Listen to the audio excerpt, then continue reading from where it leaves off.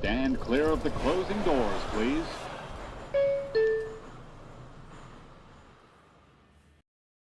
And what is up, you guys? Welcome to the stream. Contrary to what many people believed this week, no, the Mets are not falling apart. Not yet, at least, as they bounce back. They take this series with the Diamondbacks with a 7-1 victory here in the rubber matchup this afternoon out in Phoenix. Guys, what's up? I'm Tony Metro. If you're new, as always, be sure to subscribe to the channel. I do daily Mets content. I do pregame streams, postgame recaps, and so much more. You can also follow me on all my other platforms as well. TikTok, X, and Instagram. Links to the bios are all down in that. And also be sure to call into the show through Discord. You could just do it right down here at this link. We're still kind of working on that. I'm not exactly an 18-year-old kid anymore, so I'm a little technologically indeficient sometimes. That's not even a word, but you get the point. Anyway, hopefully you guys will do that. And guys, comment, what was your big takeaway from today? Obviously, it's got to be Juan Soto, which we will get into. 2-home run game for Juan Soto as the Mets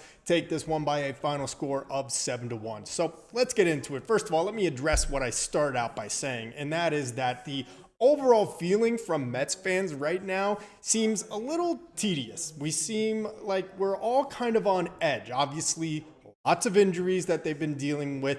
They get swept in the doubleheader by the Cardinals on Sunday, where they're just a base hit away in each of those games from winning either of them or both. Then they come out to Arizona. They look pretty good on Monday, but they really had to hold on to that one by the skin of their teeth, as obviously Dedeno Nunez had a rough first appearance back.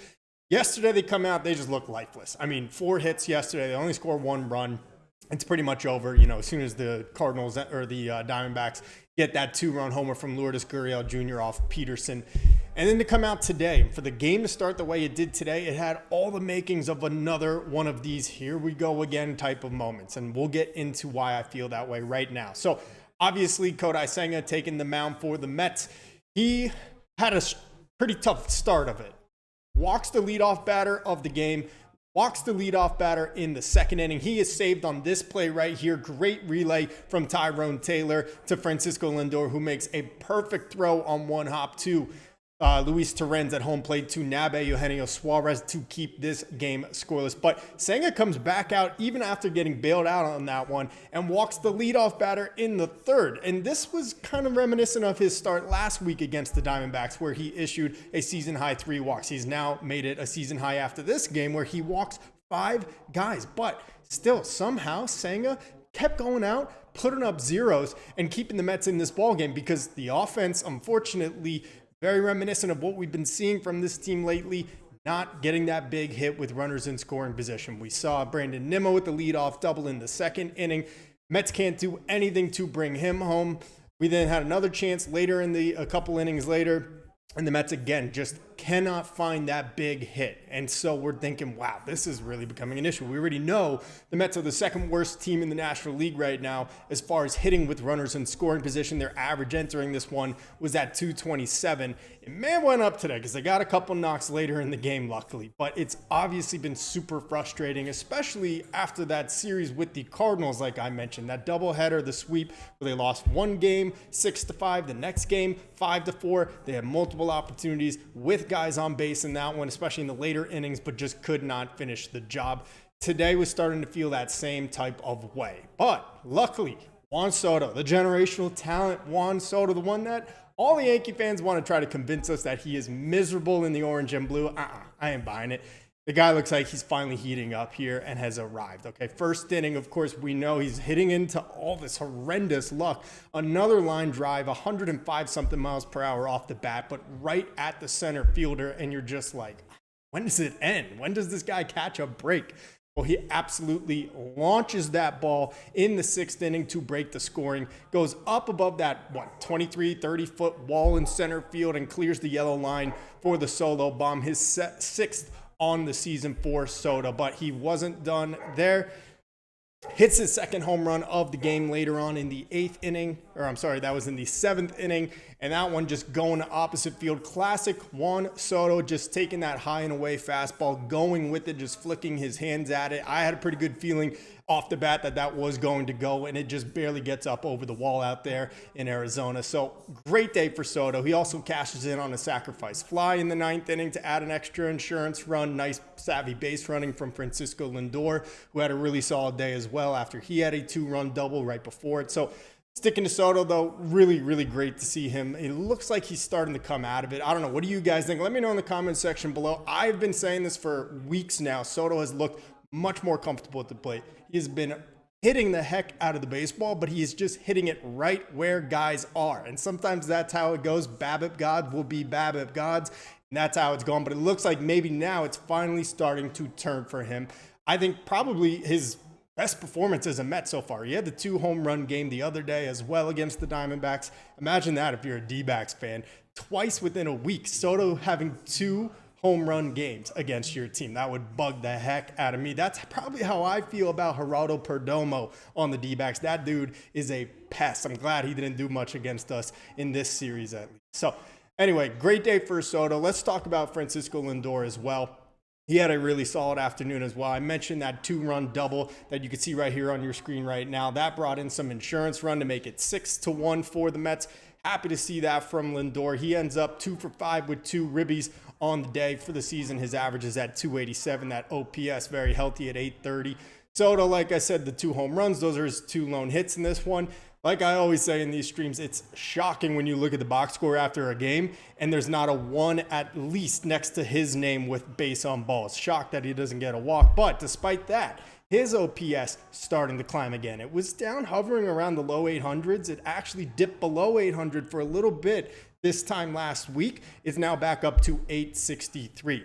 Meanwhile, tough one for Pete Alonso. I mean, you want to talk about a tough 0 for 5 hang with them? That's today. He gets robbed on back-to-back plays by Eugenio Suarez in this one. He gets rung up on a pretty questionable strike 3 call, if you ask me. Hang with him, Pete. You'll be all right. Still healthy 328 average on the year. Other than that, though, let's talk about these 2 guys because I have a video coming out probably even this evening about Luis Angel Acuna and Jeff McNeil. Luis Angel Acuna has earned the right to play every day. I'm not saying it's got to be at second base every single day. They're going to have to find a way to mix and match with Jeff McNeil in there. And now this whole saga going on with Mark Vientos as he's not starting today. Does Acuna maybe get some run at third base? What about in center field? We haven't really seen him out there yet, but he has earned the right to play just about every day.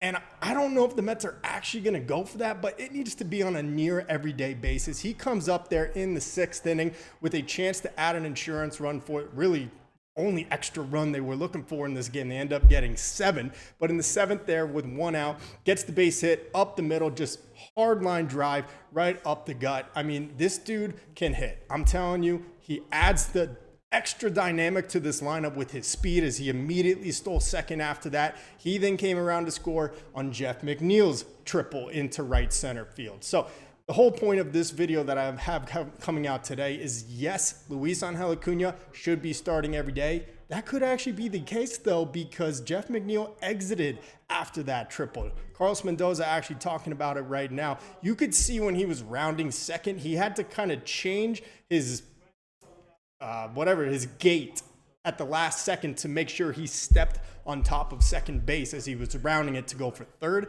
That's probably where it happened. Let's see what Mendoza has to say about him. Because he came out of the game pretty much immediately after that. Pinch runner Jose Azocar came in and pinch ran for him. He's talking about Senga right now. Okay, anyway. But yeah, I mean, it's very possible that this team has another injury. Obviously, we know Jesse Winker is going to be out for a few months. We know Jose Siri is still at least 8 weeks away, so probably 2 more months for him.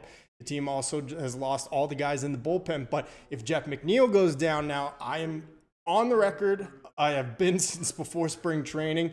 Luis Angel Acuna should be playing every single day. I don't care what position it's at, if it's at second, if it's at center field, if it's in third base, you find a way to get this guy into the lineup. He just adds so much with his speed. And quite honestly, I think he's a better hitter right now than Jeff McNeil is. We can't be living in this 2022 world of, he won a batting title, he had a 326 average. Ever since then, in the last 2 years, 1,200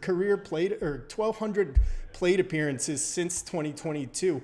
He's got a 256 average. He's got a 702 OPS. He's not that guy anymore. I want to give the bright budding star Luis Angel Acuna a fair shot to play every day. So we'll see how that continues to go with the playing time. It also will, of course, depend on the injury to McNeil. I don't need to see any more of Brett Beatty, okay? This dude stinks. This guy can't hit. I mean, we keep giving him these opportunities. I'd rather see Luis Angel Acuna in there at third base if you're going to sit Mark Vientos. Obviously, both of them were able to be in the lineup today because you sat a couple other guys as well, like Nimmo. But regardless, the Mets need to find a way to get Acuna's bat in this lineup, if you ask me. So, what do you guys think? Luis Angel Acuna starting every day? I say yes, 100%. Let's make it happen. But you got to give credit to him. Jeff McNeil did come through. 2 strikes, gets that triple to add that extra insurance run and make it 3-0 in the 6th inning. So I do give him credit for that, I guess. But guys, check it out. I'll have my video up later tonight talking about those 2 guys.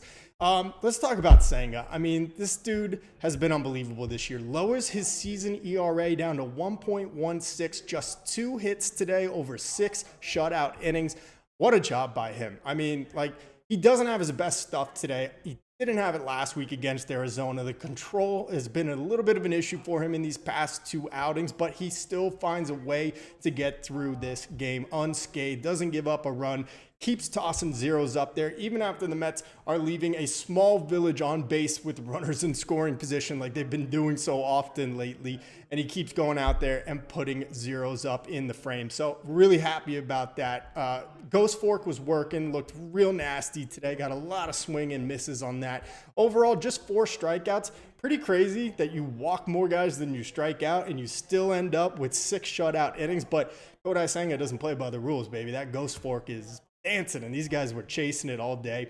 1.16 has to make him the top ERA in baseball, or among the top ERA for qualified starters. Let's take a look at that real quick. Starters ERA in baseball 2025. There's got to be an easier way to find some of these stats.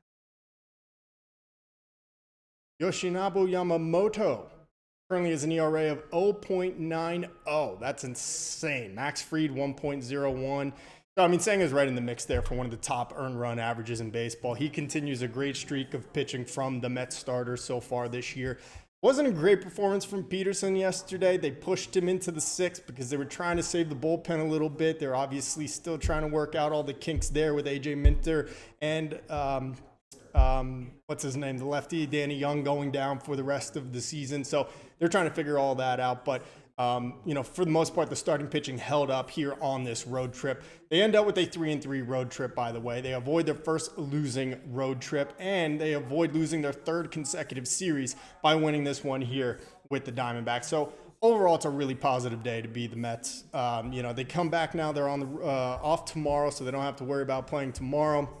Hey, Jonathan, what's up, man? Great game for Soto. I mean, he might be breaking out. It might finally be happening. Like, you just can't be hitting the ball 105, 110 miles per hour on the line like he has been for the last 3 weeks and not eventually finally start to see some results. We know that his pull or ground ball rate was the highest it's been in a number of years for him. He was just kind of rolling over a lot of stuff and hitting some really weak ground balls. But then for the last 2 weeks, for the most part, the dude has just been absolutely hitting it on the screws. So really happy to see that from Soto, for him to finally get some results. You saw him smiling a lot in this game. I know we're making too big of a deal of his body language, and of course Yankee fans and other fans of teams are trying to rub it in our face and saying he looks miserable, but he genuinely looked really stoked today. Probably the first time I've seen him crack as many smiles out in the field or in the dugout as he did today. So happy to see that. I think he's finally kind of fitting in. I mean, not that he wasn't, but, he was probably really annoyed by all these lousy results that he's been getting every time he came to the plate and was whacking it. That didn't sound right. Jonathan, can I call to test Discord? You could give it a shot. Like I said, I'm still trying to figure it all out, but if you want to give it a shot here, I'll pull it up and we can try and see if it works here. But if you call into there, I'll pull you into the waiting room, and then I'll put you on the live view, and hopefully it'll work. I'm just having problems with my computer audio whenever I try to do it. But give it a shot, Jonathan. Yeah, for sure. Appreciate that. And guys, if you do want to call into the show again, we're going to see if it works. This is a test drive here today, but call into the Discord right down here at this link. You just go into there. I'll put you in the waiting room, and you can talk anything you want about the Mets. You want to talk about Soto's big day. You want to talk about a great performance from Kodai Senga. And how about this, something that we haven't talked about, 2 big outs for Huascar Brazoban, who is very quietly climbing the leaderboards as far as who I trust the most in this bullpen. For a while, it was Ryan Stanek. He obviously had some hiccups last week. Then we had AJ Minter go down, so obviously he's not a part of this conversation anymore. But Huascar Brazoban is at the top of the totem pole, if you ask me, in this bullpen, if I need the Mets to get an out. So that has been really fun to watch. 2 huge outs there in the 7th inning when Max Kranick was looking a little bit shaky there when it was still a 3-1 game. Or I guess it was 4-1 at 4-0. I don't know, 4-0, whatever it was. But really, really great performance from Brazoban, who has just completely had a 180 here from his performance with the Mets last season. So stoked about that. But guys, working on this Discord thing, we'll see if it ends up working. But what do you guys think? What is your biggest takeaway from this game? Do you feel like the world is still falling for the Mets? I never personally felt that way. There are some warts showing with this team, no doubt about it. The runners with scoring position has got to be fixed. They have got to get better approaches. It was really nice to see them get some big hits with runners in scoring position today, and a few of them with 2 outs. Obviously, we know Juan Soto's got to be better. It looks like he's starting to come out of this little slump that he was in.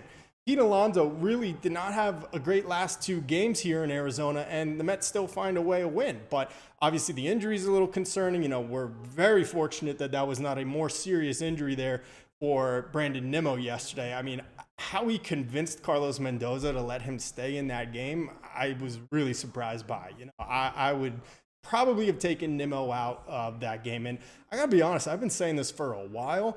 The Mets, especially now in the wake of Jesse Winker being injured for the next couple of months, should utilize that DH spot for Brandon Nimmo a little more often. I mean, the guy is not old by any means. We know he's 32, 33 now, but he's been in the big leagues a long time. We know he's always had leg and foot issues. He was coming off of a plantar fasciitis and a knee problem here in spring training. I would be trying to keep Nimmo off his legs as often as possible. Now with Winker down, I think that's the perfect way to go about it, by using him in that DH spot, giving him an opportunity to just focus on his at-bats, get his course corrected there. You could put Starling Marte in left field. It's not going to kill your defense as much as everybody wants to pretend like it will. I think he's going to be just fine out in left field, especially at Citi Field. Not a very challenging left field to play. Tyrone Taylor's holding things down in center field. You might have some Luis Angel Acuna out there. So that's just my opinion on things. But I'm trying to work on this Discord here, guys. So hopefully you guys are trying to get into the chat here, and we can try and do one of our phone calls here, and hopefully it'll start working for the future. But big takeaways from the game, what do you guys think? Let me know in the comment section below, as the Mets improved to 24-14, back to 10 games over 500. They're now 2.5 game lead on the Phillies. They had lost the game to them yesterday. The Phillies won, of course. The Mets had dropped their one with the Diamondbacks yesterday, but they get back on track here today. They have an off day now tomorrow before sending Clay Holmes out to the mound for their game with the Cubbies back at home on Friday. So overall, I think things are pretty good in Mets land. There's definitely some issues. Like I said, the injuries are concerning. Losing guys, they're dropping like flies. But for the most part, how could you be super disappointed with 10 games over 500? That's just me. But maybe I'm being a little too positive if everyone else is leaning a little too negative, in my opinion. We just got to find that nice, happy medium right there in the middle. Jonathan, I don't see anything on this Discord here, so unfortunately, I don't know if we're going to get it to work here today. I've been trying to figure it out. Like I said, I am not an 18-year-old kid anymore, and I am not the most tech savvy with all these different apps. I could barely get this stream going up most days, but hopefully we can get these Discord calls in soon, make it like a live radio call-in show, and we could all chat about things like that. To be frank with you, though, that is going to do it for me because I can't get this going. I apologize, Jonathan, and anyone else trying to call in. We're going to get this fixed. I promise you. It's my guarantee. But I got to go watch the other orange and blue team in New York. Now, the Knicks taking on Boston in game 2 of that series. Drop a score prediction for that one, guys. Are you a Knicks fan? You got to be. There's no such thing as Nets fans. Like, come on, let's be real. Who do you think is going to take that one up in Boston? Knicks or the Celtics? Knicks looking for that 2-0 lead. But, guys, again, a nice win for the Mets today. They finished with an even 500 road trip. It had its ups. It had its downs. There was some concern. But overall, I think things are trending in the right direction. Let's not all panic all at once just yet. Guys, that's going to do it for today, though. I am Tony Metro. Until next time, stay true to the orange and blue.